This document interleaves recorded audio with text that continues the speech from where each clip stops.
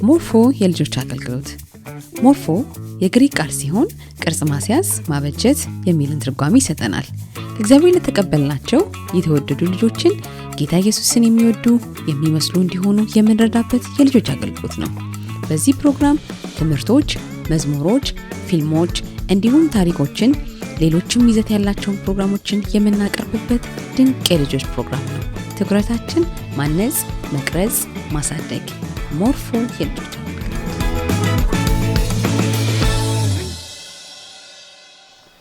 ሰላም ልጆችዬ፣ እንዴት ናችሁ? ደህና ናችሁ? እኔ በጣም ደህና ነኝ። ጓደኞቻችሁ፣ ትምህርት ቤት፣ ቸርች፣ ሰፈር ሁሉ ደህና ነው? እኔ ጋር በጣም ሁሉ ደህና ነው። እንዳልኳችሁ ሁሌ ጊዜ እናንተ ጋር ልመጣ ስል በጣም ነው ደስ የሚለኝ። ከእናንተ ጋር የእግዚአብሔርን ቃል ማውራት፣ መጸለይ በጣም ነው ደስ የሚለኝ። እናንተ ደስተኞች ናችሁ? እሺ፣ ባለፈው ሳምንት እንዳልኳችሁ ዛሬ ደግሞ አንድ የእግዚአብሔር መልካም የሆነ ባህሪ ምን እንደሆነ እናያለን። ልጆችዬ፣ አንድ ጥያቄ ልጠይቃችሁ። በጣም የተራበ ሰው ምግብ ሰጣችሁ ታውቃላችሁ? ወይንም ምግብ አካፍላችሁ ታውቃላችሁ? በጣም ደስ የሚል ስሜት አለው አይደል? በተለይ ደግሞ በጣም የራበው ሰው ምግብ ሲጠይቅ በቃ በጣም እርቦኛል ወይኔ የምበላው ነገር ፈልጌ ነበር ብሎ ለሚጠይቅ ሰው እንካ ምግብ ብሎ መስጠት በጣም ነው ደስ የሚለው። ለሚበላውም ሰው ለጠየቀውም ሰው ደስ ይላል፣ ለሚሰጠውም ሰው ደስ ይላል።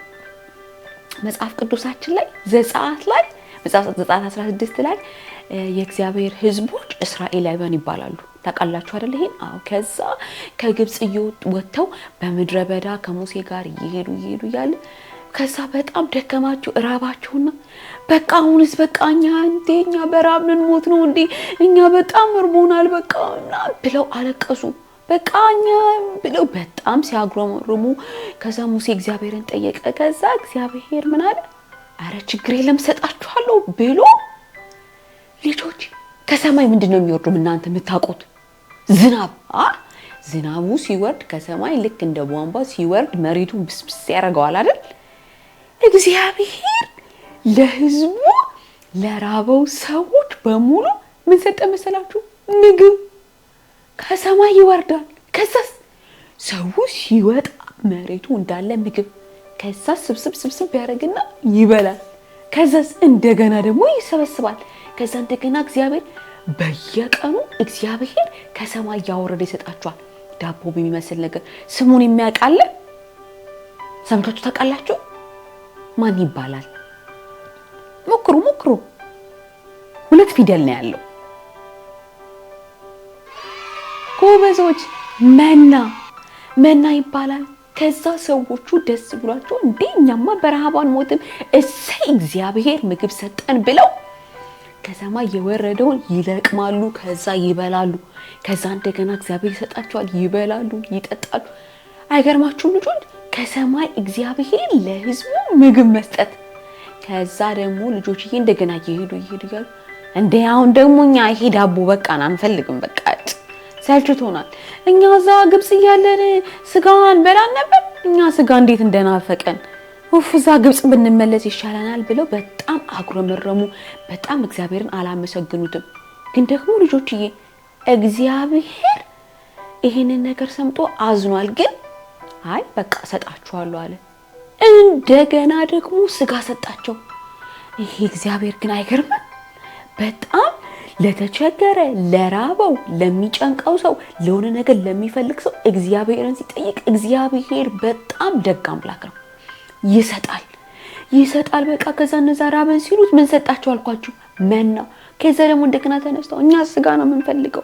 እግዚአብሔርን እኮ በትክክል በማመስገን ማጉረምረም። አሁን ምን አላቸው መሰላችሁ ሙሴ? እንዴ ለምንድን ነው የምታጉረመርሙት? ማጉረምረም ምንድን ታውቃላችሁ? እስቲ የሚነግረኝ ማጉረምረም ምንድን ነው ማለት? ያለ ማመስገን ነው በቃኝ አልፈልግም ምናምን ማለት። ለምሳሌ እኮ ልጆች ያንን ነገር ፈልጋችሁ ሊሆን ይችላል። ግን በማጉረምረም ማለት እኔ በቃ ሁሉ ጊዜ አይሰጠኝም ምን ይሄን ነገር ነው የምፈልገው በቃ ምናምን ሳይሆን በትክክል መጠየቅ። እባክሽን ይሄን ነገር ልትሰጪኝ ትችያለሽ? እባክህን ይሄን ነገር ልትሰጠኝ ትችላለህ? አባባን ከሆነ አባባ ይሄን ልትገዛልኝ ትችላለህ? እባክህን ማማ ብለን በስነ ስርዓት መጠየቅ ነው። እነዚህ ህዝቦች ግን እግዚአብሔርን እንደሱ አይደለም። ስጋ መብላት ፈልገን ነበር፣ እግዚአብሔር እባክህን ስጋ ስጠን አይደለም ያሉት። እኛ በቃ እዛ ግብጽ ያለን ስጋን በላ ነበር። እኛ እዚህ በምድረ በዳ ሆነን ሁሌ ይሄንን መና መብላት አንፈልግም፣ በጣም ያስጠላል። አሁን ስጋ መቼ ነው የምንበላው ብለው ሲያጉረመርሙ ሙሴ ተቆጣቸው። እንዴት እግዚአብሔር ላይ ታጉረመርማላችሁ? እሱ እኮ ምግብ ሲያስፈልገን ምግብ የሰጠን፣ ውሃ ስንጠይቀው ውሃ የሚሰጠን መልካም አባት ነው፣ ሁሉን ነገር የሚያደርግልን። ለምንድን ነው የምታጉረመርሙት አለ። እግዚአብሔር በዛ ነገር አዝኖ ግን አልከለከላቸውም። ሰጣቸው፣ ምግቡን ስጋውን ሰጣቸው። እንደገና ደግሞ መና ሰጣቸው።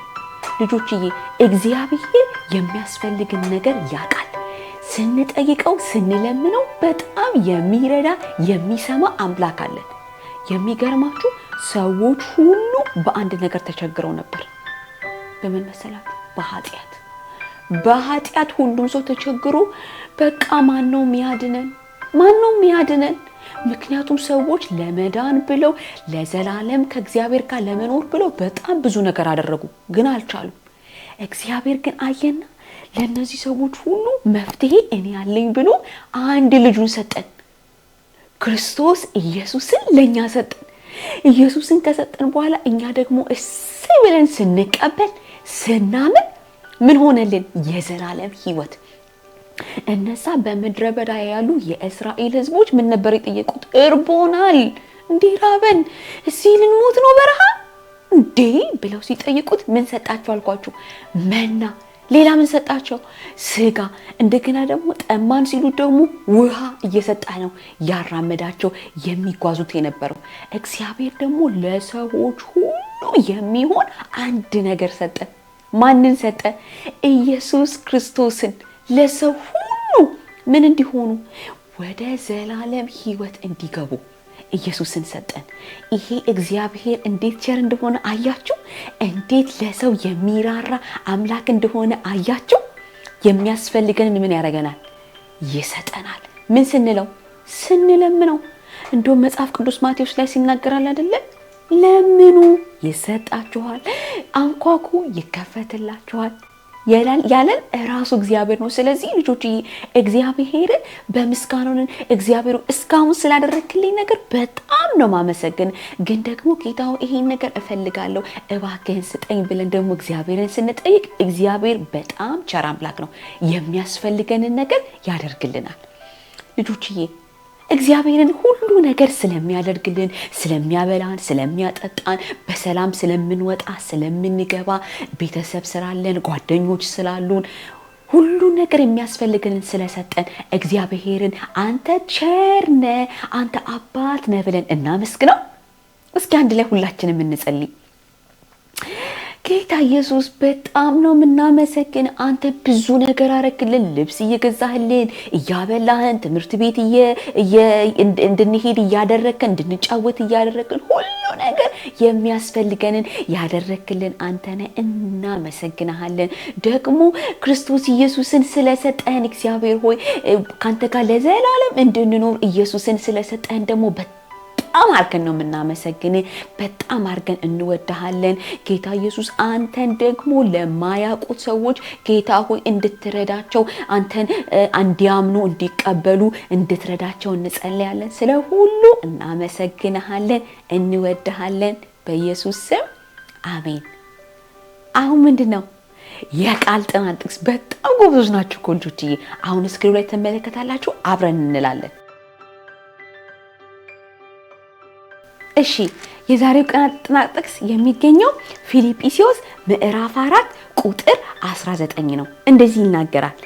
አምላኬ እንደ ባለጠግነቱ መጠን በክብር በክርስቶስ ኢየሱስ የሚያስፈልጋችሁን ሁሉ ይሞላባችኋል። ድጋሚ እንበለው።